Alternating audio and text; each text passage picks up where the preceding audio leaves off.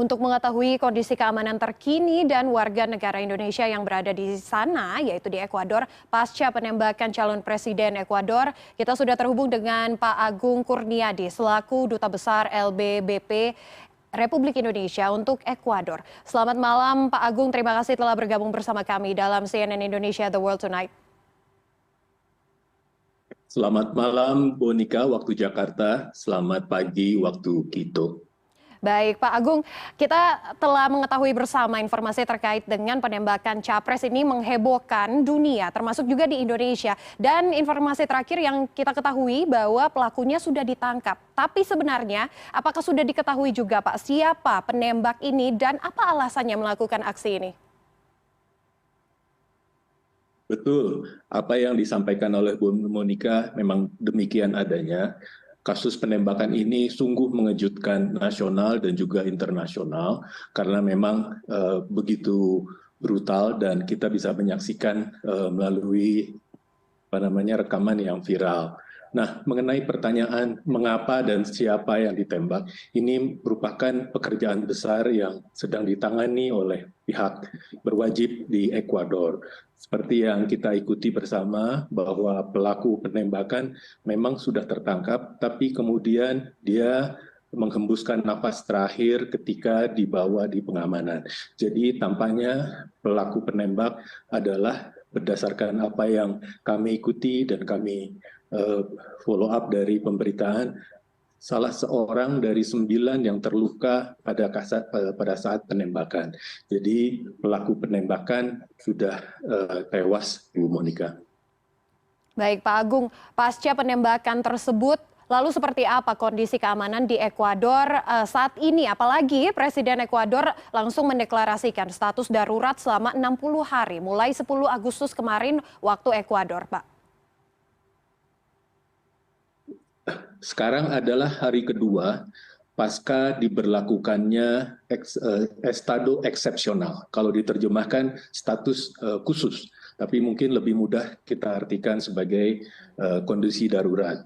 Nah, apa yang terjadi dengan kondisi darurat sebenarnya tidak jauh berbeda, namun beberapa hak-hak dari pemerintah dan juga aparat keamanan diperkuat. Jadi yang paling utama adalah militer angkatan perang itu diperkenankan keluar dari barak. Jadi seperti yang tadi saya sampaikan, ini adalah hari kedua di ibu kota dan juga di sebagian besar kota-kota di Ekuador kita bisa melihat tentara ada di jalan raya. Jadi memang melalui dekret yang dikeluarkan, tentara dan polisi diberikan hak untuk menggunakan kemampuannya untuk menjaga keamanan. Selain itu juga polisi dan aparat keamanan diberikan hak untuk masuk ke dalam rumah seseorang atau rumah pribadi. Selama ini rumah adalah hak yang inviolability, jadi pada saat keadaan darurat diperkenakan polisi atau militer untuk memasuki sekiranya ada hal-hal yang dicurigai. Namun demikian, dengan keadaan darurat ini tidak diterapkan jam malam. Karena memang yang diutamakan adalah mengenai penjagaan keamanan agar tidak mengganggu kehidupan dan juga roda ekonomi. Hal-hal yang lain berjalan seperti biasa. Kebetulan hari kedua tanggal 11 Agustus ini adalah hari libur, karena tanggal 10 Agustus itu adalah kemerdekaan Ekuador. Jadi seperti juga yang pemerintah Indonesia lakukan, ketika ada hari libur nasional yang jatuh pada tengah-tengah minggu, itu digeser untuk mendekati hari Minggu. Tujuannya tentu pertama memberikan penduduk kesempatan untuk berekreasi atau bersilaturahmi, dan juga ini menggerakkan ekonomi di daerah. Baik, Pak. Berarti apakah aktivitas warga di sana juga berjalan dengan normal? Tidak terjadi ketakutan oleh warga di Ekuador sendiri? Dari sisi pengamatan di lapangan, Bu Monika, kegiatan rutin warga setempat ataupun yang lain dan maupun turis itu berjalan seperti biasa. Yang ke pasar berjalan atau bisa berbelanja, pedagang juga berbelanja, pusat perbelanjaan juga cukup ramai, dan seperti yang tadi saya sampaikan, sebagian besar bahkan sudah berjalan, mereka liburannya entah itu ke gunung atau ke pantai. Jadi kalau secara kasat mata dan juga yang kita rasakan itu tidak ada perbedaan sama sekali. Namun kita bisa merasakan bahwa warga di jalan itu lebih vigilant, lebih waspada, dan juga terlihat di situ 5 atau 7 orang tentara berjaga-jaga, sekiranya ada kendaraan atau sepeda motor yang mencurigai, mereka menyetop dan mereka memeriksa kelengkapan surat.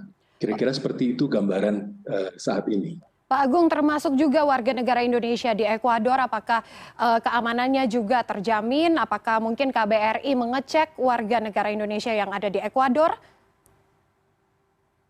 Betul Bu Monika, karena ini yang pertama dilakukan oleh kawan-kawan di KBRI ketika ada hal-hal yang berjalan tidak sesuai dengan harapan. Jadi KBRI memiliki grup WhatsApp dengan para diaspora dan WNI yang berdomisili di Ekuador, dan KBRI juga menghimbau agar mereka tetap waspada dan hati-hati.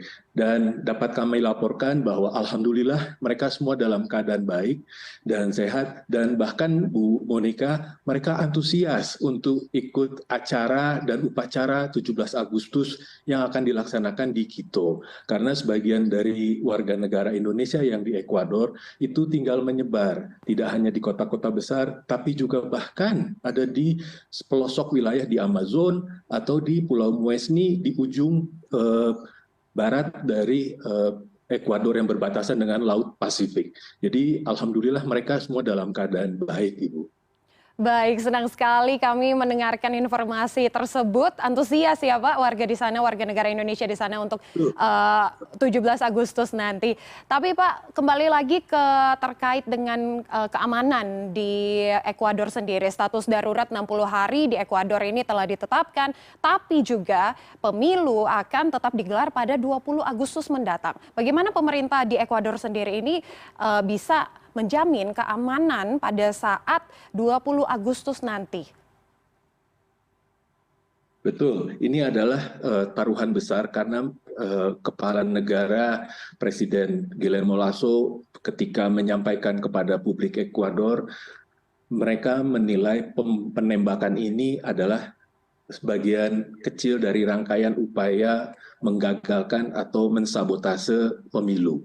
Nah, dalam upaya memastikan semua berjalan lancar dan juga keamanan tidak terganggu, seperti yang tadi disampaikan, mereka sudah mengeluarkan dekret dengan harapan memberikan kekuatan dan juga kewenangan para aparat keamanan memastikan jalannya pemilu nanti tanggal 20. Yang menarik adalah sejak tanggal 13 Juli, Bu Monika, hingga 17 Agustus, itu adalah masa kampanye. Jadi 8 orang calon presiden, sekarang tinggal 7 karena segera itu diberi kesempatan seluas-luasnya untuk berkenalan dan juga menyapa para calon pendukungnya. Nah, nanti hari Minggu tanggal 13 Agustus ini baru mulai ada sesi debat.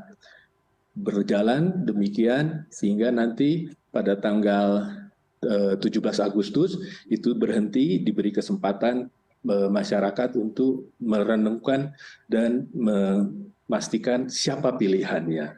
Nah, sekarang ini di Quito adalah tanggal 11 Agustus, mereka para 7 calon presiden dan wakil presiden ini menghargai masa berkabung dan juga merasa solidaritas, jadi hampir semua menghentikan sementara kampanye yang sudah dijadwalkan.